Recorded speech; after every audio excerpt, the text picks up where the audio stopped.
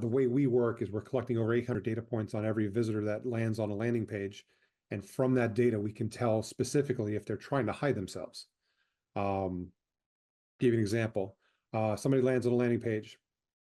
The IP address you look up comes from a Starbucks. Okay, that's legit. People go to Starbucks, use their Wi-Fi, have a coffee, right? Comes from an iPhone 16. Okay, you're using one of the later phones. Everything looks good.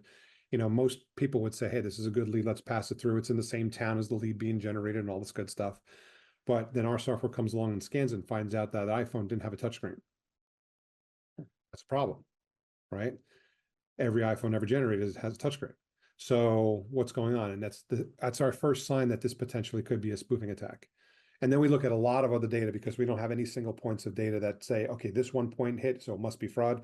We look at a lot of data points to back it up, because when we say it's fraud, I want our clients to take it to the bank and say, I know for a fact this is a bad lead. And then 9 times out of 10, if they've taken that lead and processed that lead, all that back end data is going to support our findings. So they'll be able to see that they can start trusting our technology in real time on an individual lead basis. This way, they don't get to that point where, okay, we've made 10,000 calls to these sources and we realize, okay, they're all bad, they're all fraudulent. Meanwhile, you've already made those calls, you already broke TCPA, you're already potentially at risk. So you want to try to avoid that risk ahead of time. You want to try to minimize that before it gets to the call center.